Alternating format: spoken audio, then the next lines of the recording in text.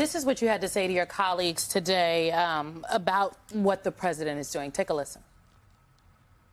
To my colleagues on both sides of the aisle, are we truly prepared to live in a country where the president can deploy the armed forces to decide which duly elected governors and mayors should be allowed to lead their constituents? Is that really the precedent that we're okay with setting?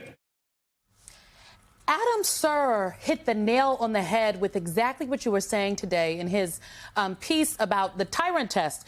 He writes it would be absurd to say that American presidents have always been principled defenders of freedom and democracy, but their long shared bipartisan definition of tyrant is one who oppresses his own, a leader who uses military force to suppress their political opposition, forfeits the right to govern. You could call this the tyrant test, and Trump is already failing it.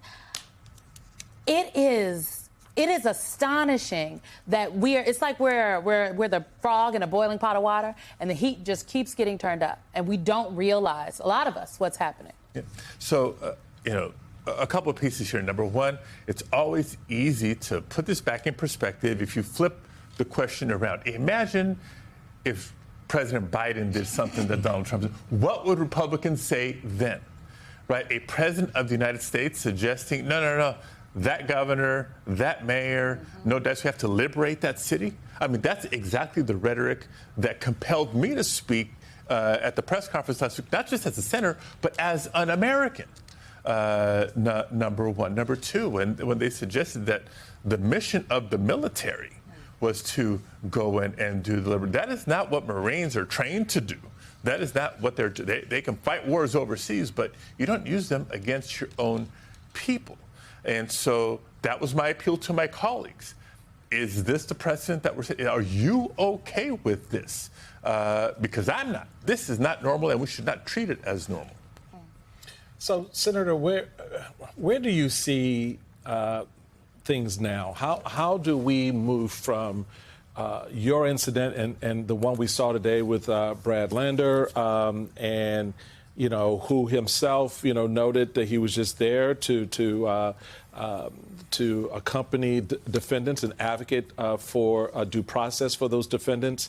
You were in that federal building there again to take care of other business, but happened to have the secretary down the hall and say, "Okay, let me go stop in and listen," and then wanted to address what was being said and was summarily handcuffed out of the building. How do we move forward from here? Because my sense is there's only one ear open to this. The other ear is shut. As you noted at the beginning with your first comments that, a handful of Republicans showed up. But to be clear, whether it is the assassination of state officials in Missouri or Minnesota, or the arrest of a United States senator, there is no compelling argument from the other side to say this is not who we are. This should not stand. Even though it's happening with Trump, you don't have to call him out if you don't want to, but at least address the moment in front of us. So I think there's a couple of things. First of all, not surprised because let's just do a little play-by-play. On Thursday, what happened to me happened to me. Come Friday, there was an announcement that the president was directing DHS to let up on enforcement in hotels and agricultural fields and restaurants. And we thought, oh, maybe there's a glimmer here. Maybe there's a baby step in the right direction. Oh, by Friday, that was all gone. Right. Like, no. Not only are we restoring that, we're doubling down in blue cities is what he said. So the clear partisan political attack, he's saying the quiet part out loud. And so while we try to appeal to our Republican colleagues, we know that what will really move them is the people. And one of the best things that has happened over the last several days is the millions of people who came out across the country on Saturday. By and large, very, very peaceful, but you can't deny the numbers. My colleagues on the other side of the aisle cannot deny the numbers. And they came out in red cities and red counties. Every state in the country. And once they see that, look, Donald Trump, he may be there his 4-year term, but at some point that's going to come to an end. Right. The people ain't going nowhere. Right. And so my big message is for the general public, please stay engaged. Donald Trump would like nothing more than for us to be fearful and stay quiet for us to cower and stay home. No, we have to continue to defend our First Amendment rights by exercising our First Amendment rights. Be peaceful, but stay loud. Keep the faith, but keep organizing it, whether it's marching in the streets, whether it's calling your congress member's office, whether it's showing up at City Hall during public comment, whether it's registering your neighbors to vote and getting ready for the election next year. Everybody can do something. And that sentiment was echoed today by New York City Comptroller and mayoral candidate Brad Landrieu. I want you to take a listen, Senator, to what he had to say.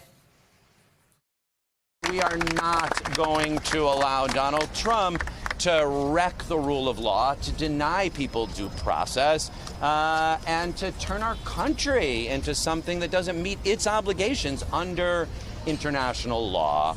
And so I just engaged in that tradition of accompaniment, of trying to bear witness, of trying to walk peacefully with someone, of trying to make sure that the rules are followed.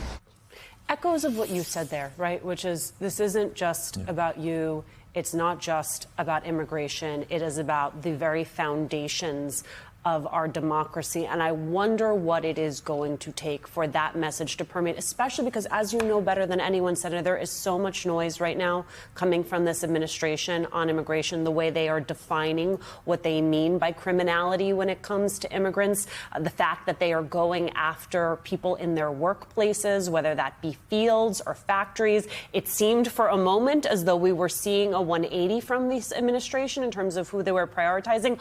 Already, the most nativist elements of this administration have them back on track, going after the people who harvest the things that we enjoy on our dinner table every night. They themselves, Senator, they don't know where they are on this issue. Where then is there an opportunity for Democrats to really lead the way? Yeah. Well, we're beginning to see some unity amongst Democrats around a positive agenda, because it can begin with calling upon Donald Trump to withdraw the military from the streets of Los Angeles. What they've done in Los Angeles is sort of paved the way for them to do the exact same thing in communities across the country, and it's wrong. Every single Democratic senator has joined me in that call. Every single Democratic governor has joined me in that call, because they know the stakes. And again, the stakes are far beyond just immigrant law enforcement and immigrant rights. Any of our fundamental rights can be challenged. Donald Trump will do whatever he can to suppress political opposition. He knows no bounds. He thinks he's all powerful. And so when the people rise up, the people stand up. That's been the history of our country. People will rise up, stand up, peacefully protest, change the political climate, and insist on change from Congress. And Congress, sometimes it takes a minute, but they get there. We've seen it in civil rights, we've seen it in voting rights, we've seen it in so many other areas, and this is one of those moments. It's only been 6 months. It hasn't even been 6 months, actually. Okay, it ain't even the 20th. What concerns you most about the next 6 months? About the next 6 months, that this president will continue to think his power is unchecked, right? Can't speak for the judiciary. There's been a lot of reasons to be concerned about the judiciary, but even at district court levels, he's losing a whole lot of federal cases. And in some cases, they're appealing. In some cases, they're just ignoring and continuing to not comply. And so while we work to buttress the judiciary to rein that in, again, it's not that complicated. There's another co-equal branch of government in the U.S. Capitol. It's called Congress. Happens to be Republican majority at the time. They swore an oath, to become a House representative in the House or a senator, to defend the Constitution of the United States against all enemies, foreign and domestic. Are you going to do it or not? What's it gonna take? When is enough enough? When is too much too much?